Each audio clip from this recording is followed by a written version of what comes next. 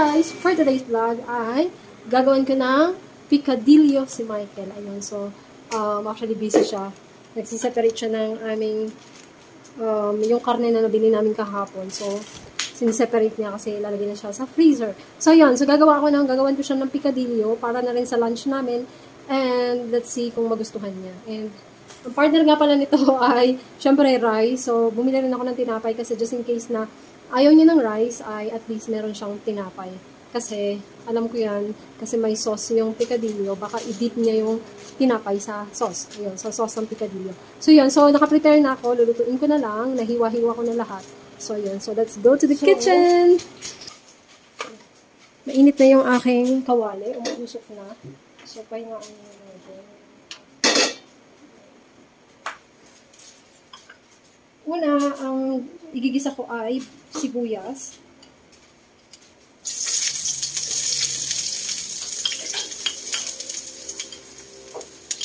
Ayan. Sunod ay bawang. Ayan. Kapag ka medyo, ano na siya, brownie ba tawag doon? Translucent. Ayan. Sabihin, luto na yung bawang. Sunod natin yung ay, sibuyas pala. Tapos, next na natin yung bawang. Ayan. Next is, isunod na natin yung bawang.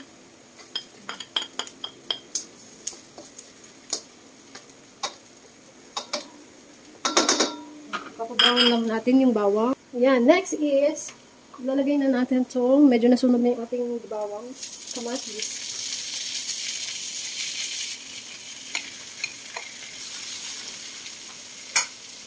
So, gumamit ako dito ng, yung malapit ng mabulok na kamatis.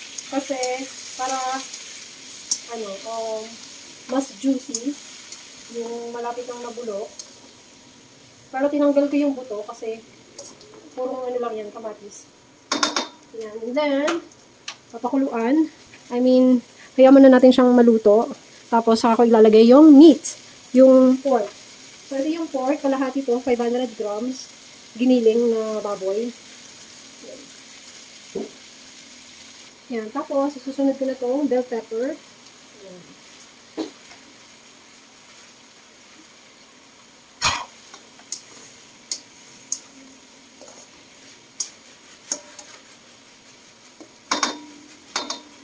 So, ito kapan muna saglit.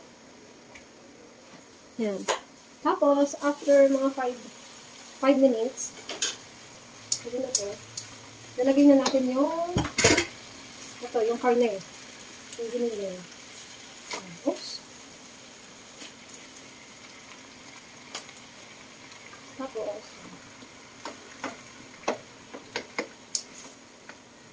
pagaluin lang.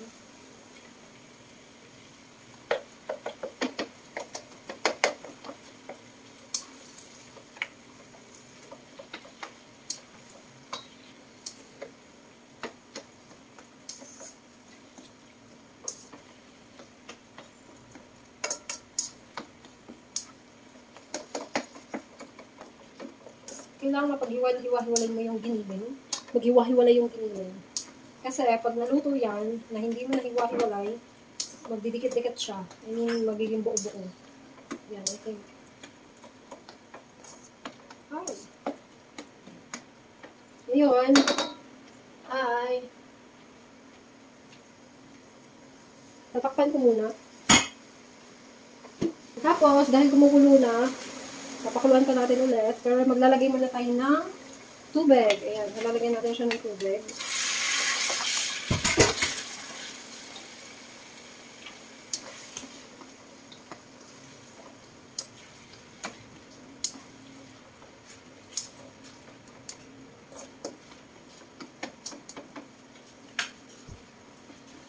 Hindi kita ba? Lagyan natin siya ng water. Ayan.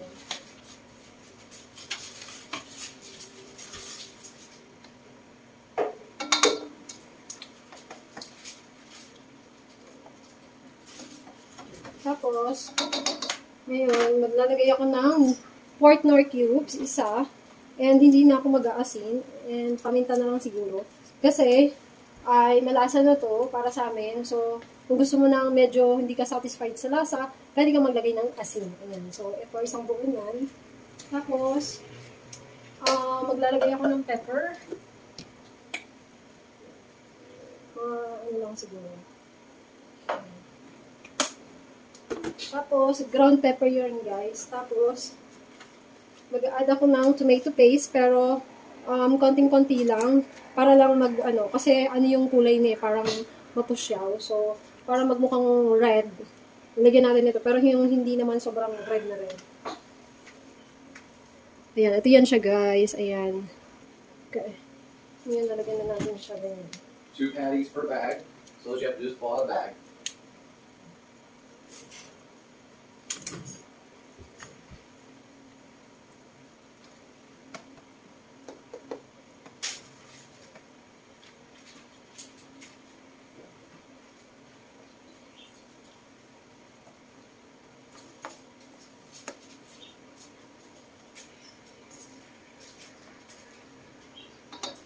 Lagyan pa natin konti. Siguro mga kalahati nito. Ito ay 70 grams. Yan.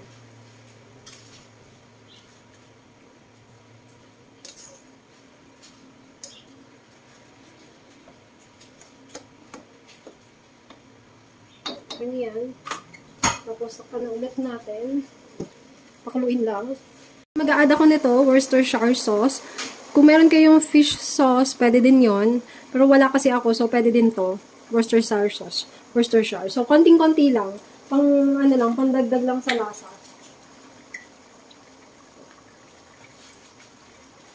Yan, ganyan lang. Tapos, mix.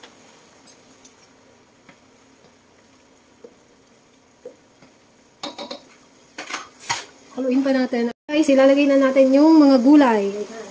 So, ilalagay na natin itong green sweet peas.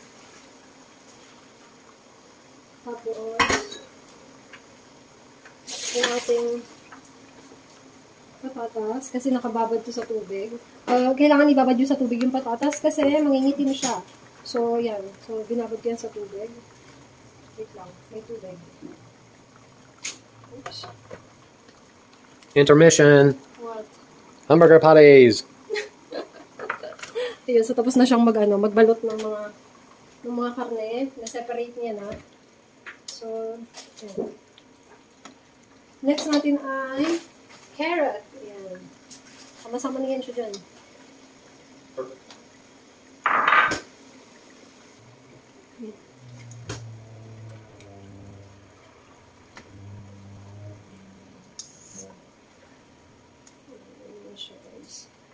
Ngayon,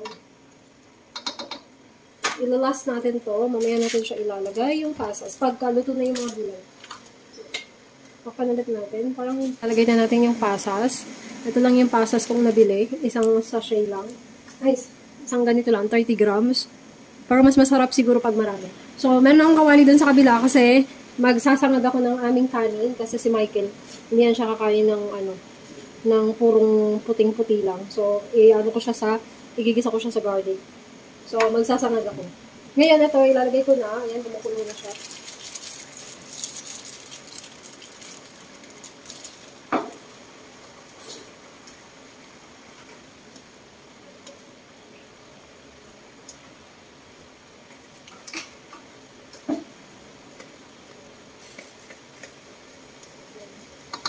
Kuloyin pa natin.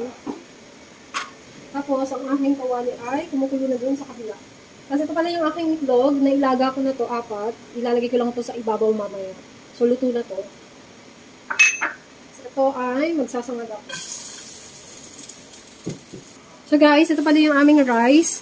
Galing tong ref kasi niluto ko to kahapon. So, perfect lang to pang sinangag. Ayan.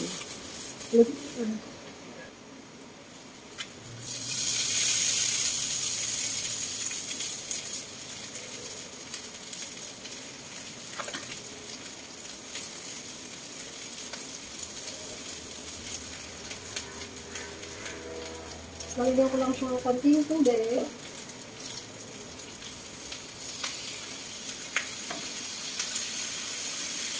Tapos konting asin.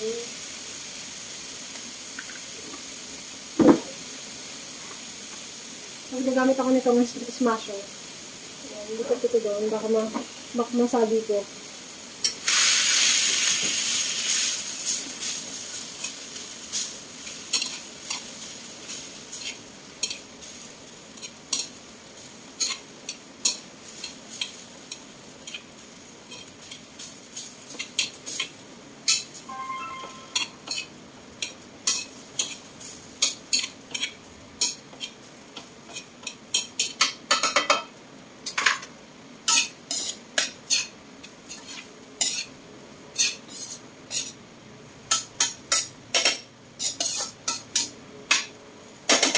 Guys, okay na to. Ito na tong ating picadillo.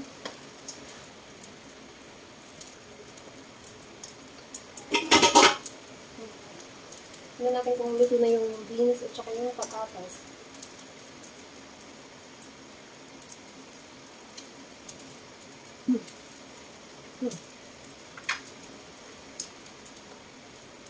Okay na to. Ngayon, ilalagay na natin itong egg natin. Ayan.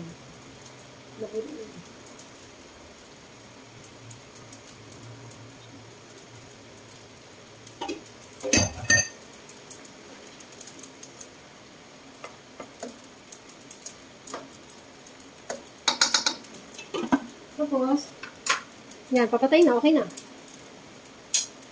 Kasi itong aking kanin ay okay na rin.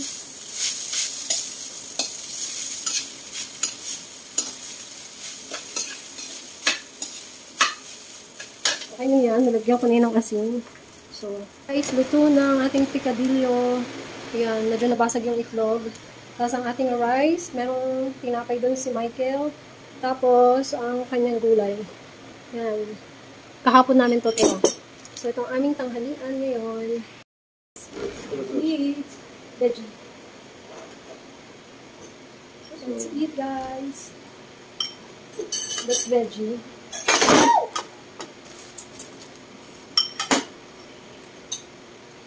Look at here, the vlog. What? Very fast. That's my word. Picadillo. Give some try. Ayo. Maano, masilaw dun yung sa bintana. Let's try this first. Nabasag yung egg. There's an egg. This is picadillo. Say it, picadillo. Picadillo. Yeah. It's made of ground pork, sweet peas, carrots, and potato, and there's a raisins.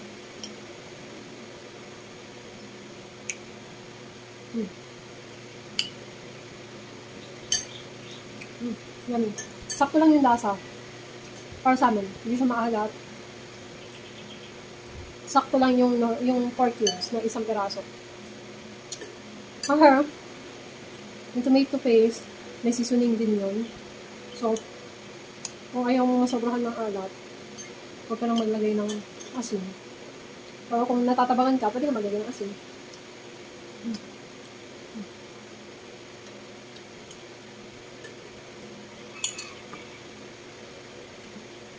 Ganyan yan si Michael. Bago kami kumain, basta pag may gulay, gulay yung kakainin niya muna. So, pagkatapos niya kumain ng gulay, sa kanya ito titignan. What? There is no place like Nebraska. Good old Nebraska, you. Okay lang sa bawal. Ayan.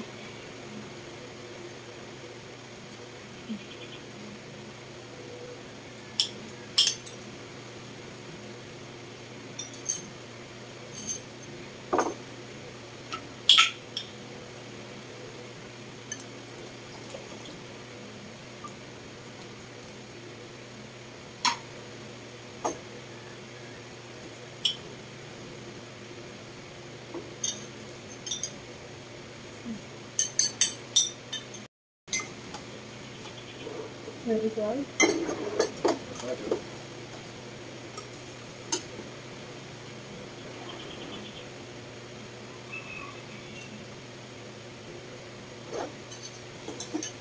cup.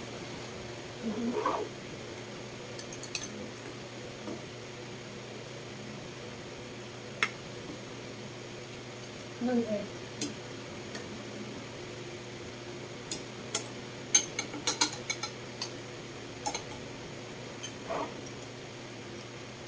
Ito yung tinuro niya sa akin.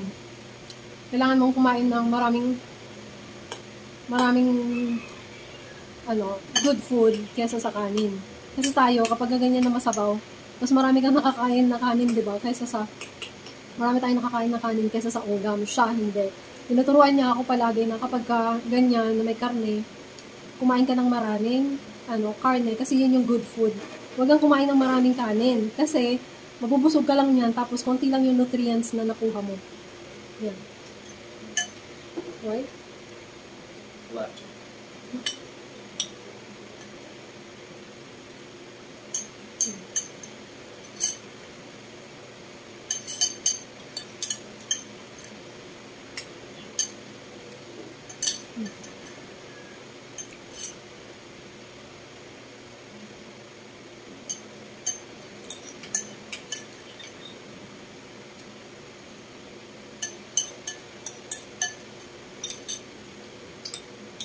Vegetable soup. Vegetable soup? Mm-hmm. It's not a soup. It's just made of tomato paste. Yeah, I guess. For us, if it's soup, it's a lot of water.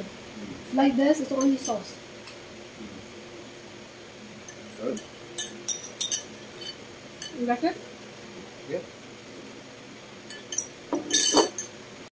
How's it? Did you like it? Yeah, good. Soup. Soup. Soup daw. Sabi ko na kanya, yung soup dito sa atin sa Pilipinas, yung masabaw, yung may tubig. Pero ito, sauce lang ang tawag dyan. So, hindi mo siya masasabing sabaw. Para sa kanya, vegetable soup daw yan. Kasi may mix of gulay na may sauce. It's a soup. Yeah. There's a water in it. A little bit. So, rate it. 1 to 10. 7. 7? 6.5. You're not favorite. Well, any of my favorites, I'm not going to eat because it's not healthy for me. I know, sweets. Your favorite is all sweets. No. So, yun lang guys. Ano lang yung rate niya?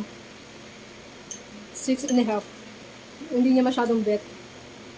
Maybe 7. 7, maybe 7. May naawa pa, pasang-awa. Kasi yung mga favorite niya, yung mga barbecue, yung mga pizza, mga ganon. Which is, bawal din sa kanya. Kasi diabetes siya. So, kumbaga parang limited na at least kumain man kami niyan, siguro mga once a month or twice a month, ganon. Pero hindi pwedeng everyday or madalas. So, yan. First time kong gumawa ng ganito sa kanya. Right? The last time, I made this, pero walang egg. Hindi ko nilagyan ng itlog. Pero this time, nilagyan ko siyang egg. So, yun. Thank you for watching. Ayan, so kumakain na ako ng gulay. Ayan. See you in our next one. Bye! Bye! Hi, Casey. Oops, you show me your puppy dog. Yeah. Yes, baby. Say hi to the vlog. Hi! Actually, hindi niyan binubuhat si Casey pag kumakain kami kasi bawal. Kasi masasanay yung aso. So, yun lang. Pinakita niya lang. So, bye!